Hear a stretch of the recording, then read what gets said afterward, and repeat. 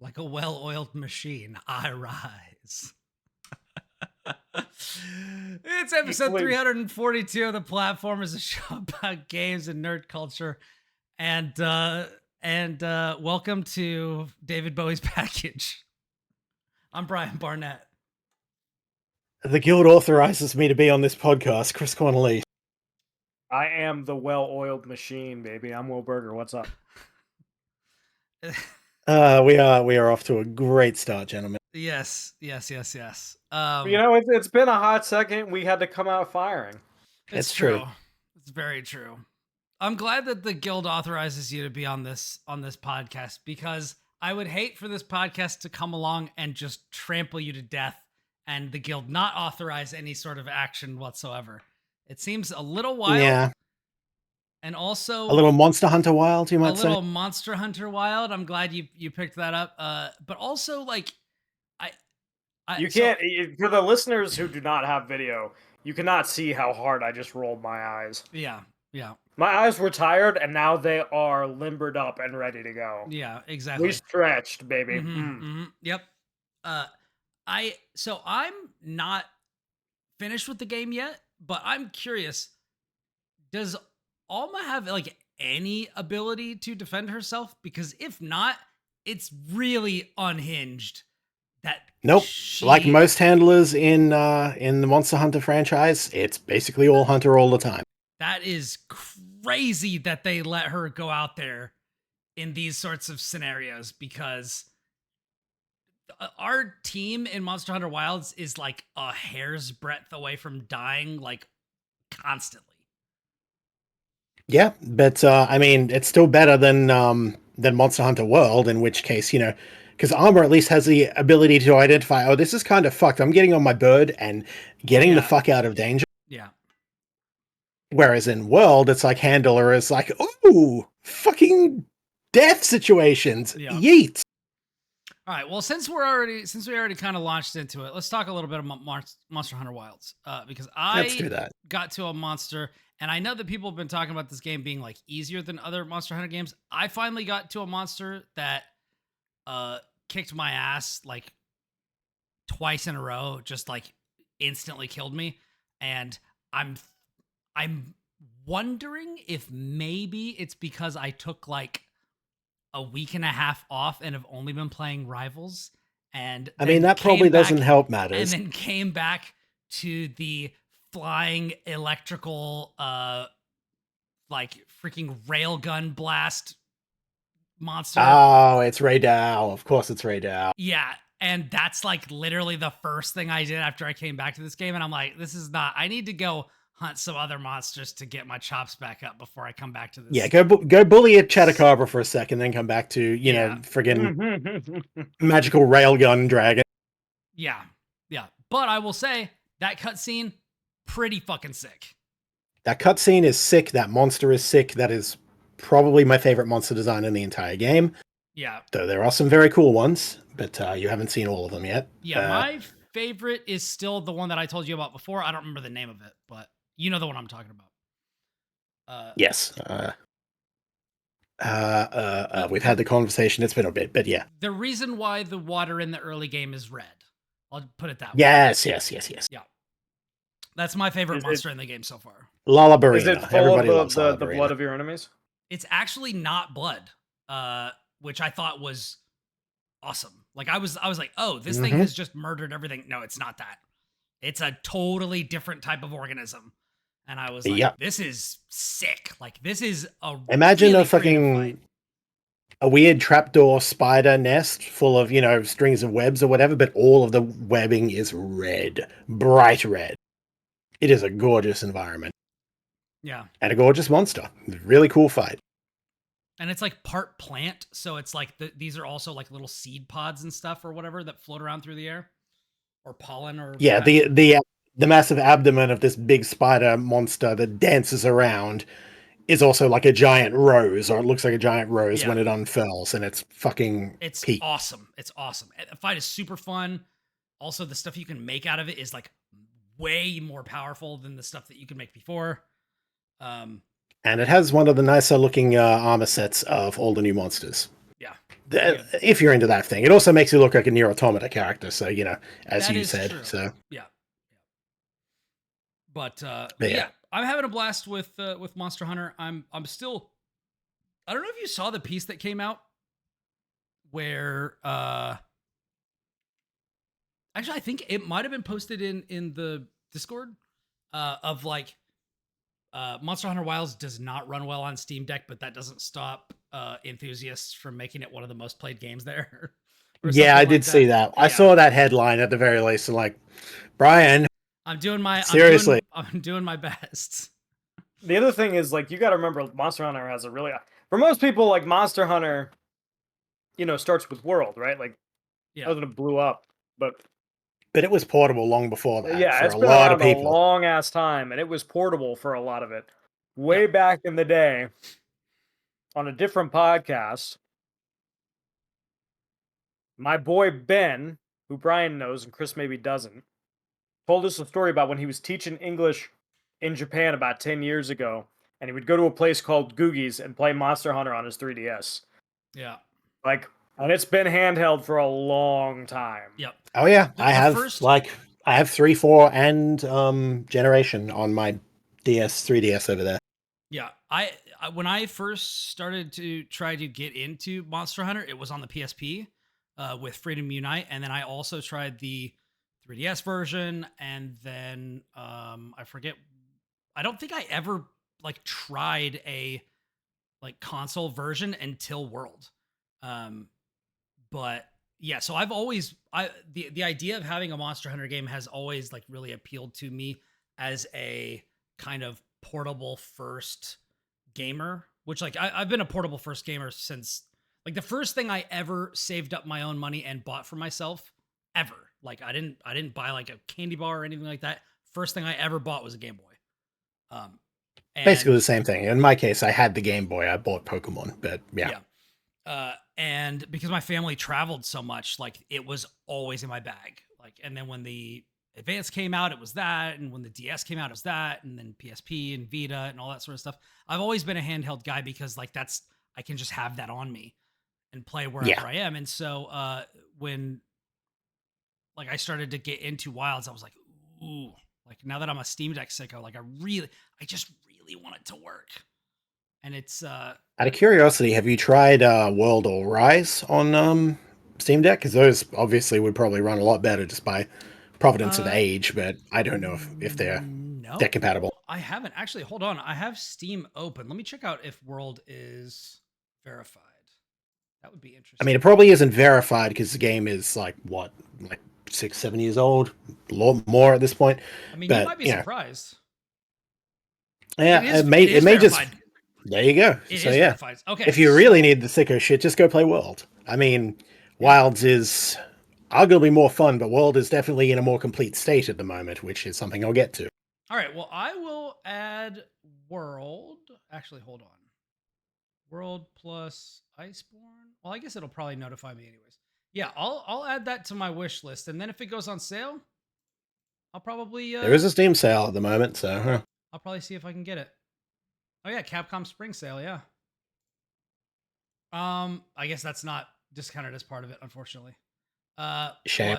They probably know. Everyone's like, ooh, Wilds is like, yeah, we're not giving you the cheaper Monster Hunter. You guys will pay the full price. I mean, it's $30, and like Worlds has a lot of it's been around for a while, but anyways, so yeah, I'm really liking Wilds. I know the general consensus is that it's easy and it's kind of watered down and stuff, but I'm really grateful to Wilds because this is the game that got me in the door. So I imagine like with what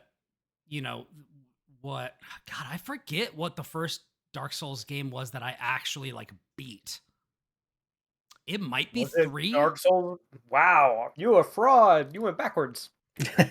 No. I started. I mean, for me, it was Bloodborne. So yeah. I started with Demon Souls. I've never beaten PS3. a single Souls game. Not one. I'm richer for this.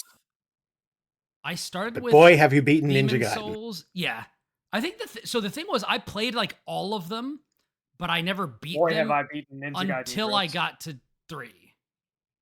I think 3 was the first one I actually beat, And then I You went back persisted and through like to the credits, yeah. and then I went back and like finished all the other ones. And then got like every achievement in all of them in whatever thing. But like, yeah, this is the first. So like, I've played several Monster Hunter games. This is the first one that I'm like, I'm definitely gonna beat this. And I'm excited. I hope that it gets like an Iceborne treatment, because I know that like Iceborne is like really well received by a lot of people. It's not just Iceborne. It is every Monster Hunter game has had an expansion or an updated, port version thing, etc., which adds, colloquially G rank, but also more recently Master rank, which is above high rank, and which is just like, yeah, here is the highest version, the hardest version of all these monsters, and a whole bunch of new stuff and all that, and it usually just comes with a lot of improvements to the game and is like the peak version of whatever game it is. Like, I don't consider Monster Hunter Wilds is not complete until it gets an expansion, or at least the equivalent of it, because I don't know if they'll do like the expansion as they did back in the day. And that's kind of a thing that maybe not everyone gets immediately when, they come into a Monster Hunter game like that, but it's like, yeah, no, this is a really good starting point, but it ain't finished yet. It is not finished. They still do traditional expansions in a way that a lot of other ones don't, and they're better for it. Yeah. Because it's like, okay, you've made it through the base game. If you're still here, we assume you're a sicko. Let's go. Yeah. Well, which is what they should do. Which is what they should do. Which is why I don't mind too much that Wilds is kind of, on the easy side at the moment. So was Rise, but Sunbreak was much better as a result. You know what the best decision Doom Eternal ever made was? Ancient Gods being like, this is going to be hard as shit. You're still here. Get good. Yeah. And then, of course, they nerfed the difficulty because people whined. But, for a few glorious weeks, we had something. They did that with Elden Ring as well. If you fought pre-release Radahn, it's like, god damn, bro. I was there. I need that on a shirt. Calm down. I beat pre-nerf Radahn. Yeah. But that's like from games in general. It's like, I remember Balteus shirts. Yeah. And it's like, listen. I'm disappointed I didn't get the chance to fight that one pre-nerf. The great lie. There was a way to, to toggle, to unnerf it. So, I mean, certainly somebody could patch it on PC or something, right? They could. The great lie that you'll hear from people who are really into this hobby is they don't want their hands held. Yeah, they do. Yeah, they do. I've seen how many of you click on guides. You want your hands held. I have a job because you guys want your hands held. We were just talking about journalist difficulty the other day. Yeah, journalist difficulty is there's no guides, there's no instructions, there's no help, and everything's really hard. And you're on a timetable, baby. And you're on a time crunch, and it's a time. It's funny that there was that whole period where, all because of, the fucking Cuphead video. Yep. It's like, game journalist or whatever. And the joke, I make this joke myself to all my friends. It's like, look, I'm bad at this game. I'm a games journalist. Of course I am. But like, the reality is that we're probably significantly better than the average because we kind of have to be. Yeah. We play this shit for a living under conditions that you guys will never know. Yeah. Of course we are. And then when we comment, and then suddenly it started to turn when certain games, come out and it's like, we don't consider them as hard as the general populace does. Yeah. Like Shadow of the Erdtree was the big one. We're just like, oh, is it? Oh, okay, all right, fair enough. It's just, like on average, we're going to be slightly better than the average. That's how it is.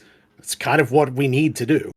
There will be outliers, there will be exceptions, but yeah, you are hired for a skill set. If you can't do the skill set, you're not going to have a job very long. It's true. Yep. Yeah, it's who you know to get in the door, but once you're actually in the room, you have to be able to stay in the room with the skills you have. If you can't produce, they will get rid of you. Trust me. Yeah. So they can and they will. All that about the expansions and stuff, and the base experience to Wilds feels like a pretty good segue to your thoughts, because I know, Kris, you've beaten it. Yes. So I have gotten through all the story quests that there are currently in the game. That includes all the ones in high rank and all the post everything. There is still things. I've hunted everything on high rank. I have not necessarily hunted everything in the optional difficulties, such as with the tempered monsters and the frenzied monsters. I haven't fought anything supremely high level. That said, I got through that entire thing and I never triple carded, which means I didn't lose any hunt ever. The most I got was 2. And for those listening, it's like 3 strikes and you're out. You have to restart the quest. But yeah. So 2, you lose a bit of rewards. Yeah, 1, you lose some reward. But yeah, nothing killed me more than twice. I never got 3 cards. I'm out. So that makes it probably the easiest of the games I have played in Monster Hunter, because World was not my first, but it was the first one that I dove hard into, and that shit kicked my ass until I got good. And then I got good. And on replays, things that whooped my ass, I can crunch through. Like it took me like a dozen attempts to kill Nergigante solo the first time. Now I do it, I farm that shit easy. Yeah, same deal here, but this time I'm just like, yeah, no, nothing really challenged me that much. I felt like I had the power balance is once again skewed in favor of the hunter over the monster. And this was true in Rise for a different way, because we all had mobility, which meant we could, they couldn't catch us. In this case, we just brutalize them because the wound system gives us all the power to just shut them down, do massive burst damage, to focus fire such, and I would say, yeah, the game does end up leaning too easy. It's not a complete cakewalk, and the last couple of monsters in high rank probably will, fuck you up. I was just like, man, it's pretty easy. And then Jin Dahad shows up. I'm like, I take it back. I'm working again. But I apologize. I was not familiar with your game. I'm sorry I talk shit. Please don't third card me, please. But yeah, and then, but yeah, I managed and got through and had a good time doing so, because, as I said in the previous podcast, like, these feel like the best iterations of all these weapon sets so far. I haven't encountered a weapon which didn't feel like equal to, if not better than, the previous best version of that weapon in terms of how it felt to play. This shit feels great to play. It is so much fun to hunt these goddamn monsters, even if they kind of go down like bitches. That's where I'm at with the game. There are problems with it. I do feel like the base level is just too easy. And I get if you're just going through low rank and doing the story and such, that's fine. But at high rank, I expected the gloves to come off, and they really didn't until I was towards the end of it. Your mileage may vary on that. Again, I've got multiple Monster Hunter games under my belt at this point. Yeah, it might just be experience at this point, but who knows? I just feel like the wound system makes it a lot easier to just clown on some of these monsters. We kill them a lot quicker. There's a lot less threat for us to just get killed because we have more means of controlling them, and they don't seem to do as much damage. And some of that may also just be the fact that the wound system also makes it easier to farm materials. You get what you need to get gear a lot easier. Yeah. And that's good, but it also means that you're going to outclass things very quickly because you don't have to struggle and gear up and get the equipment to hunt the monsters. You get that straight up. It's like, I'm torn between quality of life and whether or not this adds to the difficulty of it. So it's just, I like it that it doesn't require, as somebody who like plays a lot of games, I like that it doesn't force me to grind monsters over and over again to get the pieces that I need, and that basically after every major hunt I can craft like 1 or 2 pieces of armor, which I think it makes the rhythm of the game feel really good. But I also understand I like Will doing the meme. I like that. I don't like grinding. I like to just be able to play the game, get into a good rhythm, and all that sort of stuff. But I also understand that like a lot of people come to this series for that reason, and so it pulling away, it taking away like a core aspect of the franchise from people. Like, I understand why people are mixed on it. Is there anything that you would see them do in like a patch or expansion to like bridge the gap between those different things? Make master rank harder. Make make the monsters more aggressive, do more damage. Make it so, because you can get the gear up so easily, you have the defense needed to survive a lot of hits.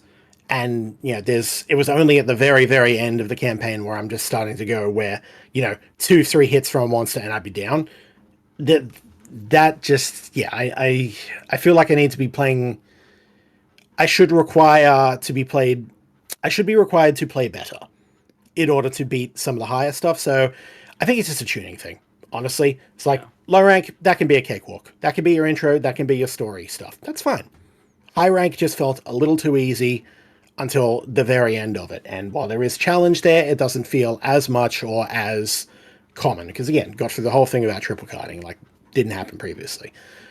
So just a little bit more. Happened to me like once or twice, but like I'm new, so yeah, I take no offense at that. Yeah, like in my case, like the very first Rathian I fought in high rank, I died twice in quick succession. I'm just like, I have the muscle memory of hunting this fucking thing dozens, hundreds of times. I should not be carting once, let alone twice. I am mad, and I just locked in and just destroyed that thing. It's like, yeah, that's right. That's better. But just mild anecdote because fucking Rathian. Anyway, point being, make the challenges more challenging. Make it so you need the better equipment in order to survive this shit. Even if that's, relatively more accessible to get nowadays, I still just like the idea of I either need to be prepared or really good in order to overcome these things. And I didn't feel like I needed to be more than one of those at a time. Okay.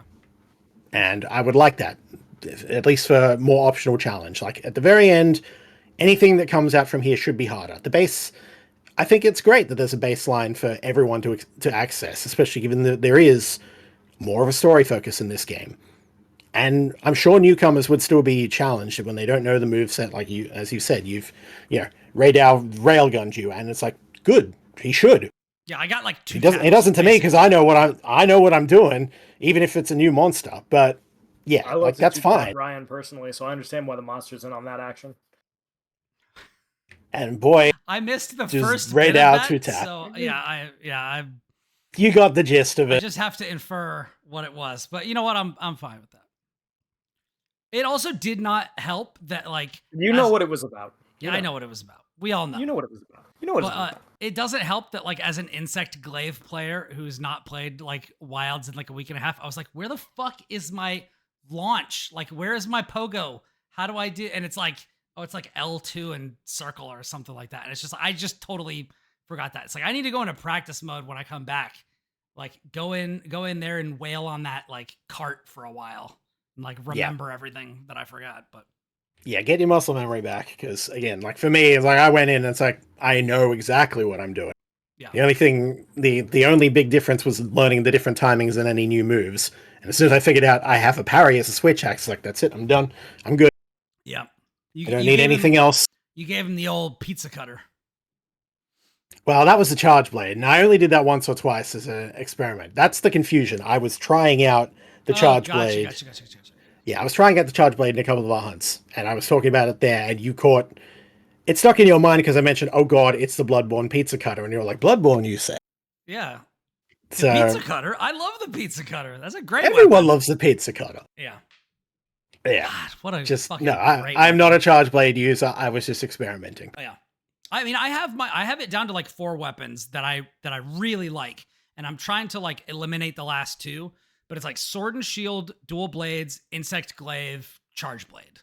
Like I like all 4 of those. I play 2 of those pretty regularly. I like the insect glaive. I like the sword and shield. Yeah. And then my main is switch axe, which is not on your list, but yeah. Yeah. I might try that out. Because that was good fun. That was the the charge blade was the pizza cutter. Charge blade is pizza cutter, yeah. That's right. Anyways, Will, we'll toss it over to you. What you been getting into? Well, got a whale of a tale to tell you, lads. A great song, not where I was going, but I love it. Yeah. Thank you, Kirk Douglas. You have the voice of an angel and the butt of a 12-year-old. I'm just fucking around. It's Hollywood. Anyway, please continue. What did he mean by that? It's Hollywood from back in the day. You know, there was some wild shit going on. I'm just gonna pretend that I pretend I did not hear it. I pretend I did not hear it. I do not see it. I do not see it. I did not hear it. I know nothing about it, officer. When the FBI shows up at your door, I am an innocent man. Anyway, so I've been playing a couple things. We're just innocent men. I'm just innocent. I'm innocent. I'm an innocent man. It's We, just Kris, are normal. innocent men. We're just normal men. Brian is not a normal man. He's going to prison. That's true. So anyway, so I've been playing a couple things. I reviewed WWE2K25 for IGN. Is fun, is wrestling game. I like RKOing people out of nowhere.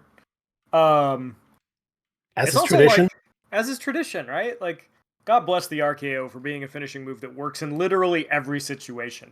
Now, some people, it's like, we gotta pick them up, they gotta be on the ropes, he's gotta be under me, and the RKO works all the time, right? Anyway, the other thing that's really cool about it is it's like, man... For those who are confused about what the RKO is, it's when you run a movie studio into the ground and liquidate it for parts, like what's going on with Warner Brothers right now. It works every time. There's never a situation in which it doesn't totally tank the studio. That is exactly Man, Warner Brothers is disintegrating right now. Holy shit. Yes.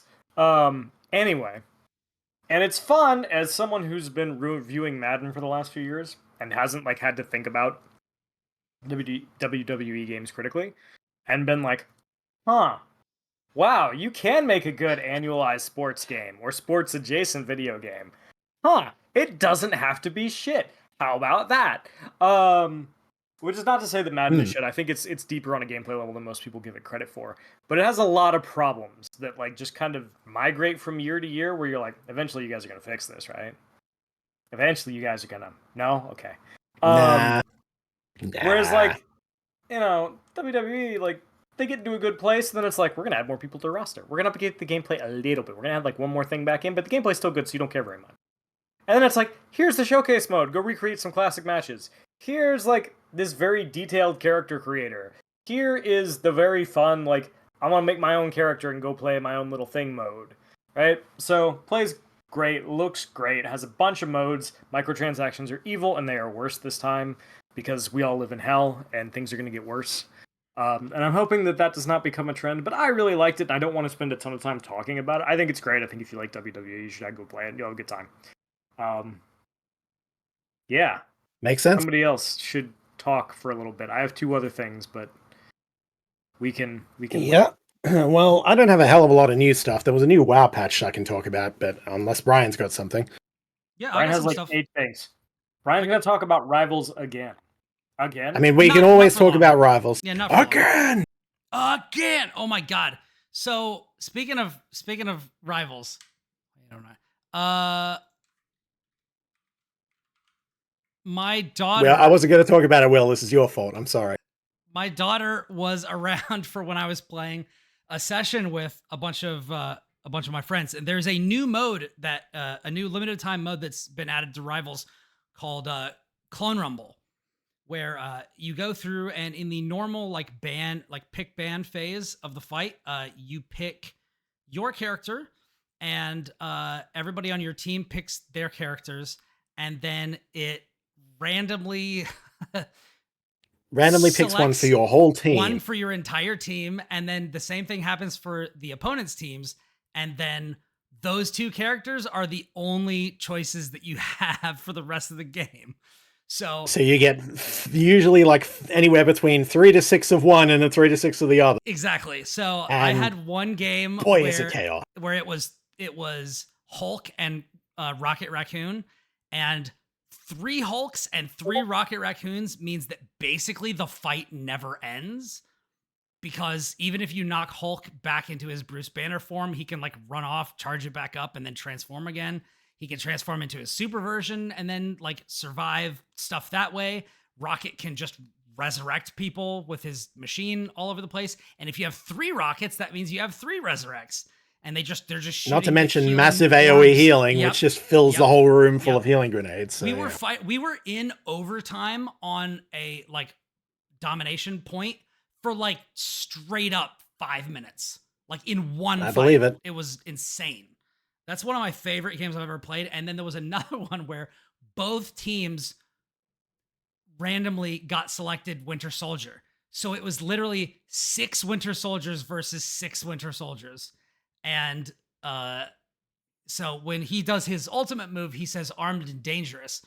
But Riley was playing in the room and she didn't understand what he was saying.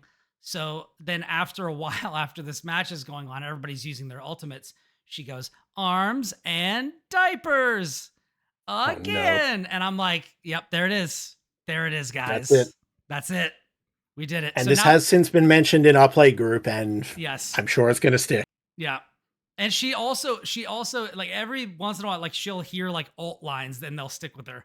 So she ran up to me. She was just like running all over the house, like making obstacle courses and going all over the place. And I was laying down on the couch, just kind of like resting for a little bit. And she ran right up to me, just sprinted up, slammed up against the side of the table, adopted like a really deep voice and said, "Feel Magneto." And I was like, "You're the best, Riley. Never change. Never change." Amazing. But anyways, yeah. Rivals is I will great. say the kids love the it. Clone Rumble mode led to a match where it was Groot and Spider-Man. It was just a case of who gets kidnapped from the maze first. Yeah. And that's all it was. There were walls everywhere, and then occasionally somebody would just go as a Spider-Man just pulled them up and comboed. Incredible. It was a time. I think this is one of the more inspired modes that they've put in. It is, but it can also be very, very dull, because that's the only game I remember of the ones I've played. Many of them are you just get to a situation where like, this is a slog, this is a slog, this is a slog, because the game does benefit from diverse, team and roster and such. And so you end up, if everyone's the same character, you end up in massive bottlenecks, and like, that's why it's a fun mode. It's meant to, it's only time limited. It's just, you do it for fun. But like, there was another one where it was like, I think it was like Magic and Spider-Man, or it was like Magic and another duelist. So it was like, okay, so there's no tanks and there's no heals. So this is just going to be a churn. And it was a little obnoxious, but when it hits, oh man, it's pretty great. But yeah, balance changes for like Iron Man and stuff, just making characters like better. I'm leveling out Cloak and Dagger, so it's pretty good. I'm hoping we hear something about Blade soon. Like, certainly it won't be that long. I don't remember how long it was before. Probably not. Before they like when they announced the Fantastic Four until they came out or what have you. But yeah, Rivals continues to be a lot of fun. And that's pretty much it. It's pretty much all I have for that. Nothing much to add on that. Just it is good. Yep. We play it a lot. We have a play group now that has a decent, arrangement of teams that just come in like revolving door, and just usually get anywhere from 3 to 6 people at once. And the more the merrier. It's a good time. So yeah, it's a lot of fun. They ping people so much that I had to ask them to stop pinging me. It's true. Damn, you want to play Rivals with this, Will? I've never played this game. I would like to play it at some point when I'm not working, but damn, every day you guys are playing. Every day, it's like the fucking Adam Driver me. Every day I wake up and I'm playing Rivals. Like, I love that meme where they leave the last half of the line off. Like, every day I wake up. Oh, it's so good. That's great. Yeah. Listen, who among us has not been there? Yeah. Certainly not I. Another day. Another day. So, PSA, in what I am going to lovingly... Well, first of all, I'm creating a new segment. And this is Brian's Turntable. Very similar to Audrey's Book Corner. This is going to be about music. I want to put a PSA out there. My favorite band in the world just put out a new album, and it is an absolute banger. Coheed and Cambria, the father of make-believe. Go listen to it. It's awesome. And I will go listen to it. I just found out on Blue Sky that Hideo Kojima is listening to this album because he posted a picture of Mary of Mercy, which is one of the songs, like song 6, I think, something like that. Man, the fact that Kojima just keeps listening to dope ass music all the time one of the best things about him. And most of it will find its way into Death Stranding too. If you can get the licensing for it. Full on, I was thinking about that, and I was like, dude, if we get some new Coheed into a Kojima game, oh my god, that would make me incredibly happy. Yeah, shout outs to what was the band in Death Stranding? Low Raw? I think it was Low Raw. Something it was like that. You know, that band was sick, dude. That band is great. Yeah, they are, but their popularity is like before Kojima, after Kojima. Exactly. Coheed doesn't need the help, but like it would be cool. I know Apocalyptica got another boost of activity basically when they were in a Death Stranding trailer. It's like, yep. Yeah. The people Apocalyptica's great, so the people long for Kojima's like weird kind of Eurocentrist Japanese perspective. It's very interesting. He likes what he likes, and he's not afraid to make sure you fucking know about it. Exactly. And I respect him for it. It's good shit. But yeah. Particularly if I had to recommend a couple of songs from the new album, definitely the title track, The Father of Make Believe, is incredible. The run of like the first 4 songs is like ridiculous. So if you just started out the first song is only really gonna have a bunch of meaning to you in like the first half in the instrumental section if you have listened to Coheed in the past, because there's a lot of like recurring motifs and stuff and references to older albums. But if you just want to hear like 3 crazy badass songs in a row, tracks 2, 3, and 4, killer. If somebody is not all that familiar with Coheed and Cambria, where would you point them to start off with? Because I know you did a tier list. I saw that, being discussed. Oh, yes, I did do a tier list. I did a tier list of Coheed and Cambria albums based on the number of songs that I skip on the album, which is how Audrey and I have been organizing how we buy like vinyls, because it's really inconvenient to skip. So it's just like, well, let's just get our perfect albums and go from there. Coheed and Cambria is a progressive rock band that is based around like a central theme and a story, like a fiction narrative. Brother, there's nobody listening to this who does not know who Coheed and Cambria is. If you have to us, start, yeah, but if you have lived under a rock for the last 20 years, may I recommend Google.com? Yeah, you may. You've probably heard some of their songs. You've probably heard Welcome Home, that was in like the 9 movie trailer. And then Favorite House Atlantic is another one of their big songs. They've been recently doing like the Vaxxus trilogy. The second one, which is Vaxxus 2, is incredible. The first one's called Unheavenly Creatures. Like all of these recent albums are fantastic. They have one called Color Before the Sun that's not based on the theme. So if you want to like jump in and just kind of like get a feel for the mellower side of that, then you can listen to Color Before the Sun. But if you listen to like Good Apollo, which is a black background with just a giant red Roman numeral 4 on the cover, that album is like classic, like top tier Coheed. Like if you're looking for just kind of like an introduction, but you would not be doing yourself a disservice for just jumping into this one. You would just miss some of the references to older stuff, like the Afterman and other albums. You can always go back and listen to it after the fact. Absolutely, yeah. Neat. Good stuff. And you guys said you didn't have a lot more? I don't, so I can pass it over to Will. What do you got? Yeah. I have a game that I've been waiting to talk about for a while now, and that is War Robots Frontiers, which I got to play at a preview about several weeks ago now, and it was supposed to be a thing that I wanted to talk about, and then, I got sick, and my wife got sick, and we moved the podcast a bunch, and I've been playing it since, because I was like, well, I haven't gotten to talk about it, I might as well play it some more and talk about it then. And it's pretty cool. War Robots Frontiers is a online multiplayer game You are in these big mechs. They are not like Armored Core fast, but they're faster than like Mech Warrior mechs, right?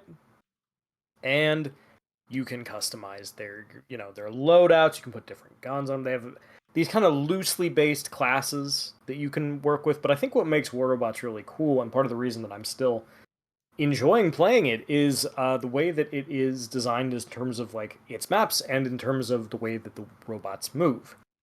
So your mech, they did this really interesting thing. I got to ask the developers about this, and they talked about it. Was that they didn't like animate a walk cycle. They basically built a physics engine that was like, this is how these things would move. So they move in really unique, very cool ways, where it's a bunch of back end math, and it's like that would look like this if you did this. And so what that means is like when you boost the mech, like you'll see it start to slow down by like dragging its feet some, and it'll be different every single time that you do it, depending on like, did you come off a rock, did you come off a cliff, right? And the other cool thing, so the movement's really interesting, and the mechs themselves are not like super complicated. It's like usually you have a few weapons and a couple special abilities.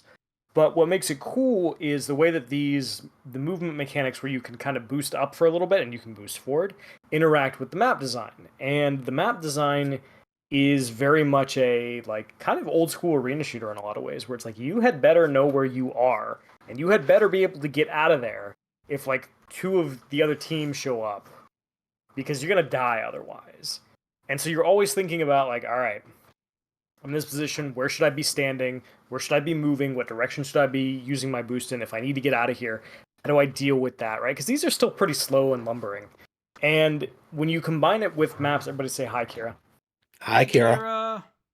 When you combine it with the maps, which really encourage you to like go up in the air and be vertical, or like wait on top of stuff, or sometimes if you're in a really big robot, depending on or mech, depending on the map type, that you can, if you get like enough kills or capture enough points, there's a variety of modes.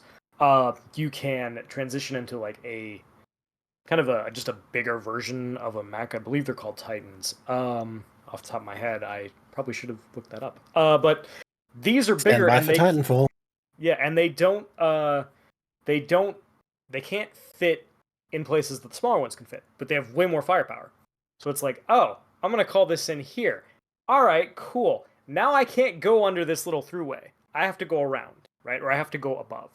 And so it makes for some really interesting combat sequences and scenarios, and I think the maps are really smartly designed. So I'm going to play more of it, and I think we will, in the interest of keeping the cast today like not overly long, I will end it there, but I'm having a really good time with it, and I think it is really cool, and I'm looking forward to playing it with Brian. It is completely free to play. You can download it on Steam.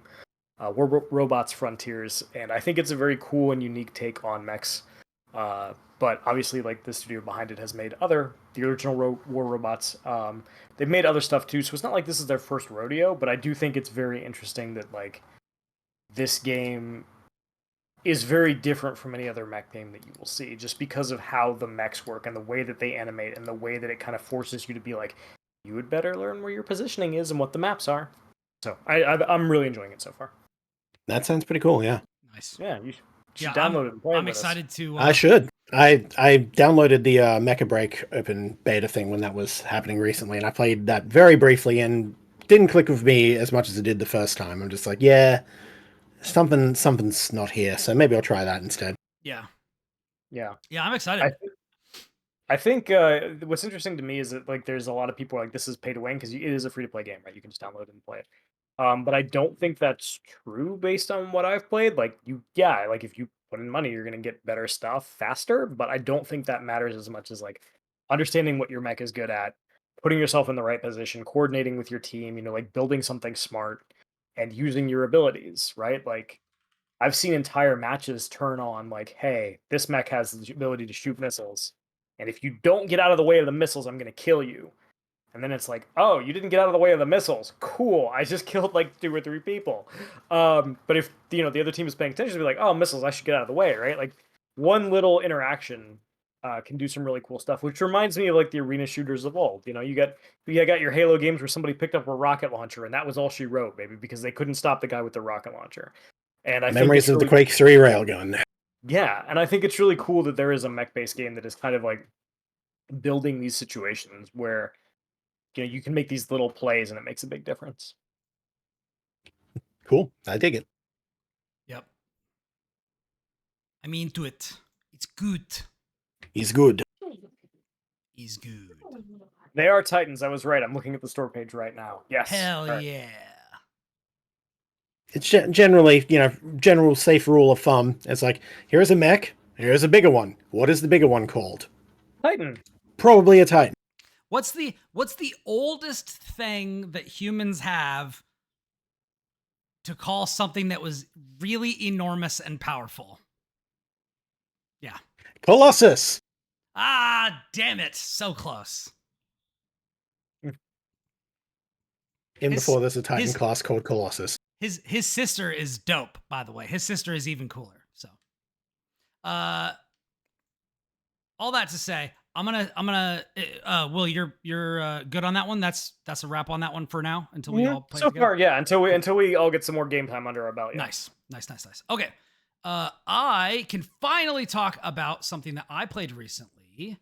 A little game that I like to call, because it's the name of it, Expelled, with an exclamation mark at the end, which is load bearing. I've heard about this one. Yes. Yeah. So, load bearing exclamation mark. Yes. Sometimes we have them. Apparently Expelled is like, without it is like a totally different thing. But this is, it is also, you can also search for it by saying Expelled an Overboard game. So if you remember, God, what was it, like a few years ago at this point? I reviewed a game called Overboard on the show. Where probably before my era, but actually, I know the name of the game, but I don't think I've spoken to you about it. Let's see if I can actually find it. Oh well, whatever. I'll look for it later. But yeah, so I talked about this game. The game is set in I believe, in like the 20s or 30s, the 1920s or 30s. And you are a woman sailing across the ocean with her husband, and he goes missing on the ship. And it's a ship that's going from, I want to say, it's not London. I forget where it is. It's like France or Spain or something like that, to America. And it is... Rookie mistake. Yes. And basically there's a murder on board, and everybody thinks that you killed your husband, and you have to go around and figure out what happened, try to clear your name, and a bunch of stuff like this. It is one of those games where at a certain time, as you do things, time progresses, and everything happens at a certain time of the day. So like, the first thing in the morning, there will be a couple of guys in the smoke room playing cards and drinking and whatever. So if you go there first, you're going to run into them. If you wait like an hour and then you go there, they'll be gone doing something else, and maybe somebody else will be there. So it's all about using your time to try to figure out different things, find out secrets about different people, and use those secrets to kind of maybe get leverage on people and different things like that. It's a really fun, immersive simulator in a different way than games like Dishonored or Deus Ex are. It's like a social immersive sim. Time loop murder mystery by the sounds of it. Exactly. Yeah. And there's a bunch of different endings. There's some where like you're imprisoned for the death of your husband. There's others where you figure out what happened. There's ones where you don't figure out what happened, but you frame somebody else for it. Like, and you don't know if they did it or not, but you convince, Johnny Law to take them away. There's a bunch of different options that you have. And this is another game like this, but this game is, you are a young girl at a, oh my God, I forgot what they call them. Boarding school. It's basically, it's like it's a religious boarding school. Like it's run by like the Catholic Church or something like that. Oh my God. It's not a parochial school. Anyways, whatever. So it's basically, it's a religious institution where it is girls only, and you go to chapel, you do all these sorts of things. You have a roommate, and the way that the game starts is there is a giant tower with a stained glass window in it, and the stained glass shatters, and you see a girl fly out of the window and fall like 4 stories. And then everything kind of unfolds. Everybody thinks that you have shoved this person to their death, or if not death, grievous injury, and you are trying to figure out what's going on. There's a lot more going on than what first seems, and that is a lot of the joy of this. Finding out all of the different things that you can about different characters in the story as you move around and spend time with different people, as you go to class and learn things there, or as you skip class and just kind of like poke around the grounds, go into town, maybe visit the pub, or, you know, just kind of like do whatever. You can do all kinds of manipulation. You can pump people for information. You can frame them for X, Y, and Z thing. You can go digging around and getting into trouble. But basically what happens is it takes place like Overboard over the span of like 8 hours. And your job is to avoid getting expelled. And there's a lot of different ways you can do it. And it's really fantastic. The game is one that you play and kind of loop over and over again. And you'll have access to the different things that you've learned on the different loops. And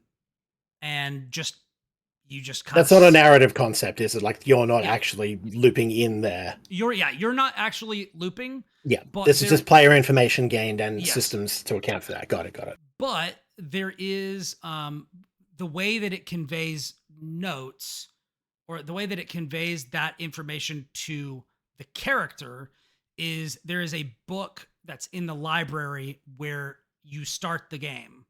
And it's like her like dirt book or whatever, where she keeps all the gossip and rumors of people that she's learned.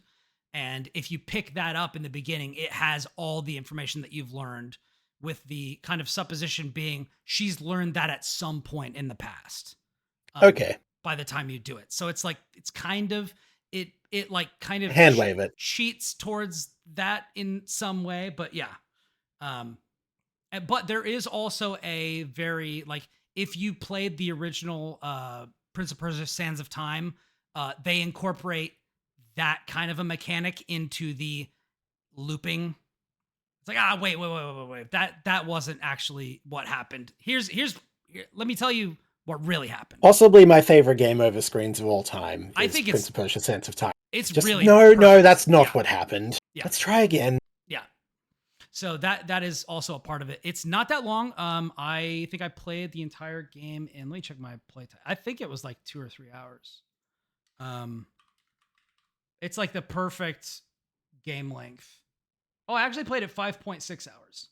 But I did like a lot of stuff. Like, I did more than you need to do to beat it, and I still think I only have like half the achievements.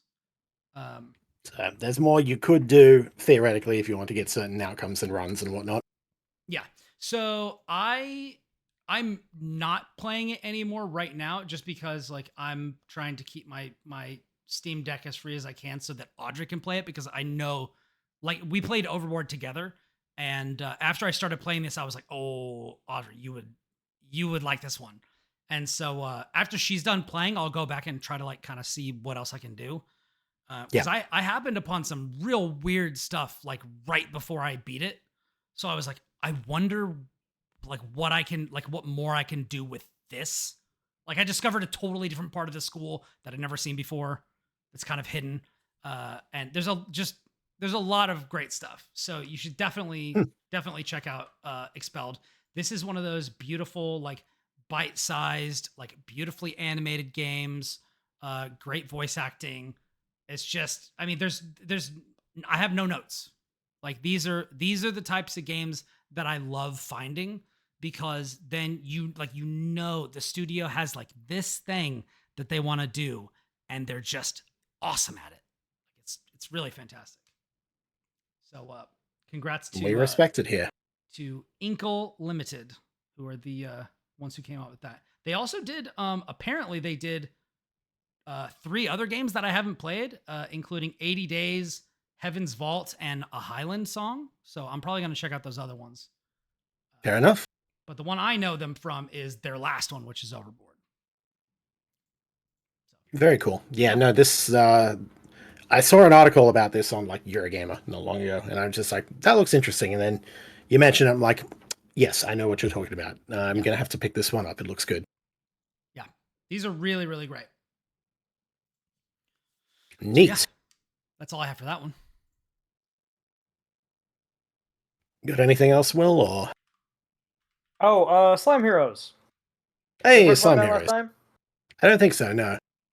Slime Heroes is a really cool Souls-like. You're a tiny little slime, and the world is taken over by corruption, and all the cute little animals get turned into slime monsters. Not slime monsters, but like corrupted monsters.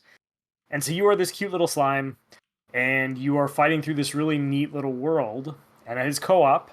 Admittedly, the online co-op did not work great when I reviewed it. I reviewed it for Shack News. But I think the idea behind it is really, really cool, and it's incredibly charming.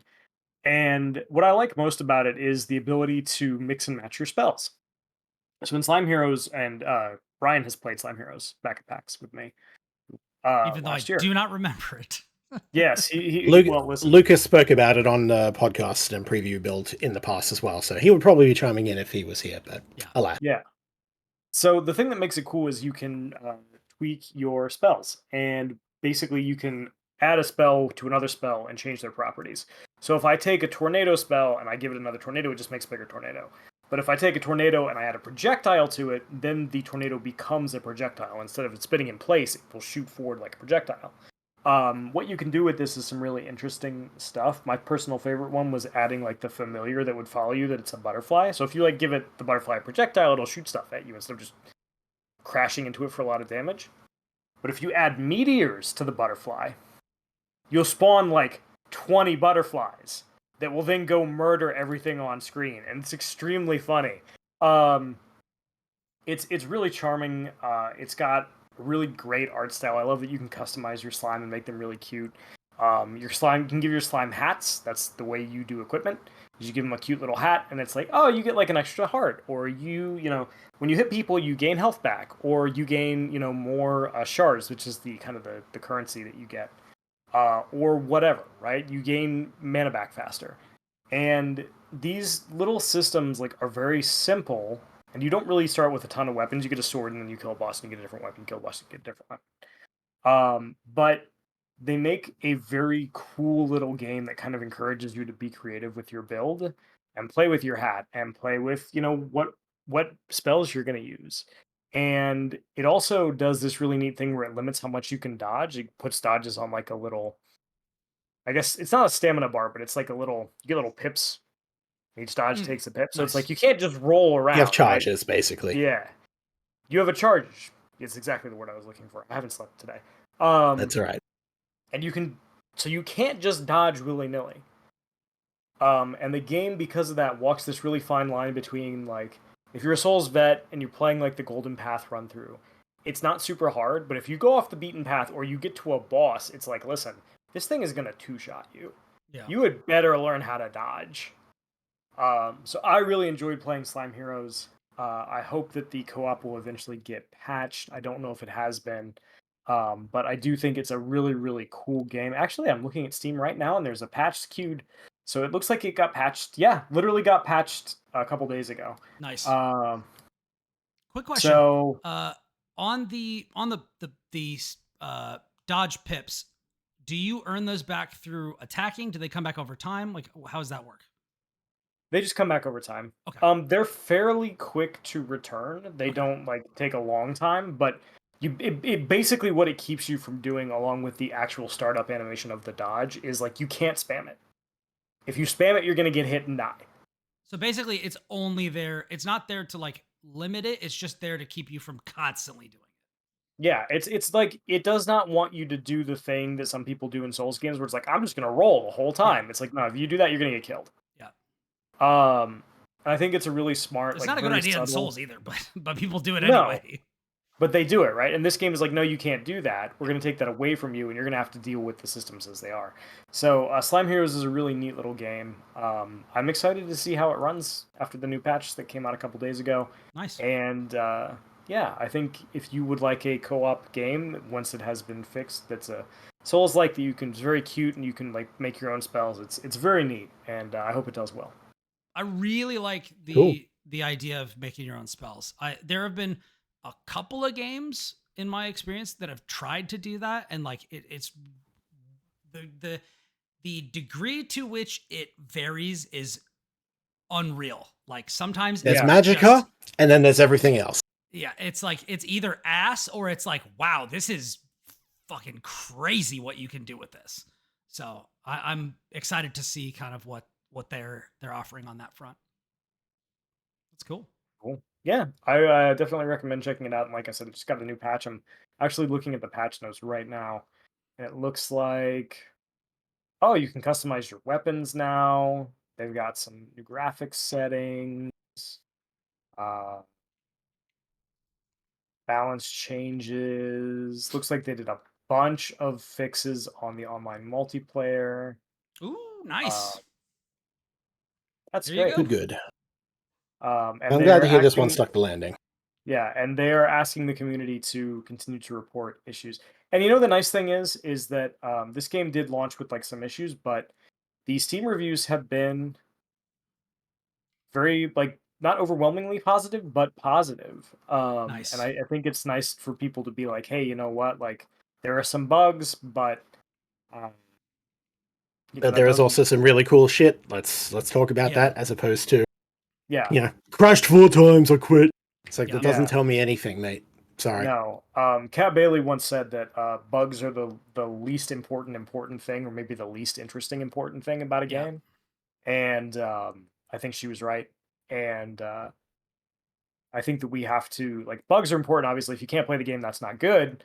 But when the team is actively working on stuff, and there's a lot of some great things about a game, you should definitely Yeah. try to imagine what it would be like without the bugs, and maybe be willing to give them time to fix it. Right now, Especially when also- some bugs can be not only beneficial, but end up influencing core systems that the dev goes, that's cool, we'll leave that in, or iterate on it. Yeah.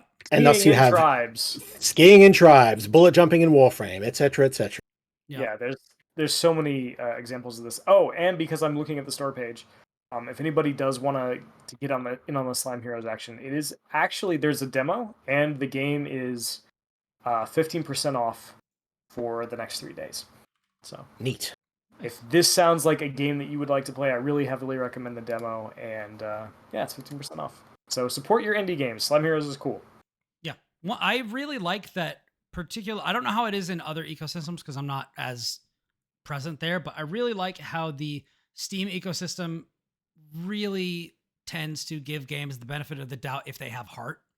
Like they can be kind of buggy, but people will just be like, "I love this. This is great. Like this is such a cool idea. This is really They spend well a lot more done." time dunking on the AAAs because they shouldn't be as buggy Exactly. or feature incomplete as they are. Yeah. If you have But no with indies, they're excuse- like, yeah, exactly. And that is the fairest, like, kind of yeah. way to navigate that I've seen, and I love that. And I I dig it. So yeah, that's all I got. cool. I've only got one thing, but I'm gonna leave. So I've been playing Momodora Moonlight Farewell, but I'm gonna leave that off. I'm not gonna talk about that this week. I'll leave that for next week. And Once you get a little further into it. yeah. And I'm gonna talk How many about Momodora games is that out now? There's so many of them, and I've played like one of them ages back, and they're like, oh yeah, this is a series, there's multiple. I'm like, oh, interesting, and then it keeps on They going. stopped So numbering them. So there was Yeah. Momodora 3, and then Reverie Under the Moonlight is Momodora 4, and then Moonlight Farewell is 5. I think I played 4 then. Reverie Under the Moonlight is good, except for the death pits, like the instant death pits. was really Yeah, obnoxious. yeah. Really like my only problem with that game. Otherwise, it's great. But yeah, I've been playing a little bit of that, but I'm not going to talk about that. I'll save that for next week. What I am going to talk about, and if Will said that's all he's got, Kris, do you have anything else? Because if not, then I'll wrap up. Not really. Okay. So this will be the last I could thing bitch about Pirate Yakuza some more, but I just don't like that game. Yeah. But yeah, which he got into, which he was wishing that you were here for that, Will, but we can get into that another time. Last thing I think you'd agree that you were right. You were right. Everything you said ahead of time. It's like Pirate Yakuza is not good, man. It's a shame. It's a shame. But anyways, IGG misses are rare, but they do happen. So last thing I want to cover this week is I previewed Rainbow Six Siege X for IGN. And interesting. Got to play a bunch of the new mode, Dual Front, and it is a certified banger. It's so fun. This is my favorite. This is now my favorite mode of Siege. Neat. So I think one of my like taglines for the preview is, which you should go read at IGN.com and watch the video. You can listen to my dulcet tones into your ear holes, as you are wont to do, dear listener. As you are probably doing right now. Indeed. And as you should be. I mean, come on, let's be honest. But anyway, so they actually split the focus in Dual Front. So Dual Front introduces a much larger map that has a main base for each team, and then 5 extra areas, like one for each objective that is defended by one team, one that's for each objective defended by the other, and then one neutral zone in the middle. And the cool thing about this is you have teams of 6 people instead of 5, and you can play operators of both the defending and attacking variety at the same time. And you can fluidly move between both attacking an enemy base and defending one of your own simultaneously. And there are also like random things that go on in the neutral zone that you can go and participate in, that you can like score more points for your team as well. So by splitting the focus, they've actually, in my mind, doubled down on what makes Siege great, which is like kind of the free form nature of it. Like you can still shoot through walls, you can still do all this nonsense. Now you can rappel like around corners and sprint while you're rappelling and all sorts of stuff. They've updated a bunch of mechanics in the game, which I get into. They revamped the audio. They've redone 5 maps, and just revamped them visually and stuff. They look way better. And Dual Front just makes it so that it's chaos.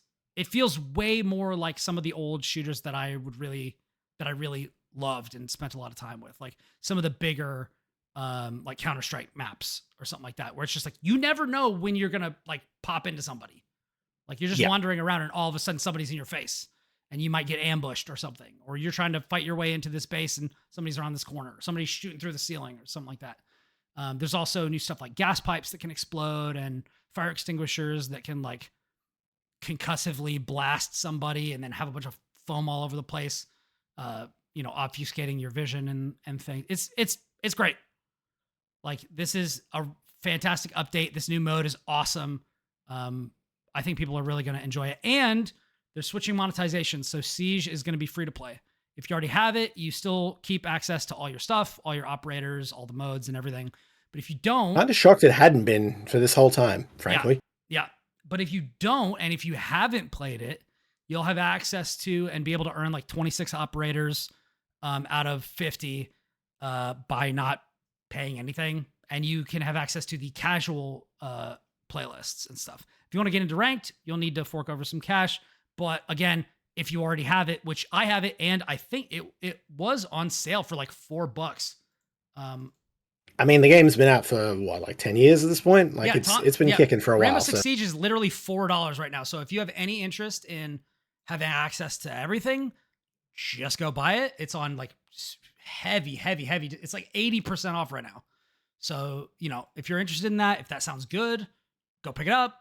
Go check out my preview to see if that the rest of that stuff vibes with you, but I love it. I had a blast. And even if you don't, Siege has been around for ages. It's got a lot of cool stuff. People have been talking it up. If you don't know how you feel about it by now, I don't know what to do with you. Yeah. Exactly. But if you haven't gotten into it, it's about to be a good time. So. Because I'm aware of it, but I've never actually gotten into it myself. So yeah. Maybe. It's fun. It feels good. And I generally, Will and I were talking about this, behind the scenes, and he was like, I feel like you're into like more fast-paced stuff. And I'm like, generally, you are correct. We are both OG Titanfall sickos. We're both like, Quake 3 and I don't know. Will, have we talked about Unreal Tournament? Yeah. We have. 2K4 is the best one. Yeah. Unreal Tournament. He's right, All these sorts of things. Old Doom, new Doom, whatever. Friggin' Tribes. Tribes. Man, Tribes Ascend was so good until it wasn't. I need you to stop hurting me. All right, we're going to move on. I hurt myself just as much. But if you haven't tried Siege is kind of like its own thing. It's one of the very few games out there that started off slow and then like picked up steam over time. It has like a longer tail, and it's been more successful than it was at launch. And it has a niche among equivalent shooters and such, and it does a pretty good job of, supplying that niche very well. Yeah. People like it. It's very good at what it does. Yeah. It's fun. I haven't played another shooter. It's quite like it. And as you know, if you've been a long time listener to this show, that's something that I value highly. So check it out. For sure.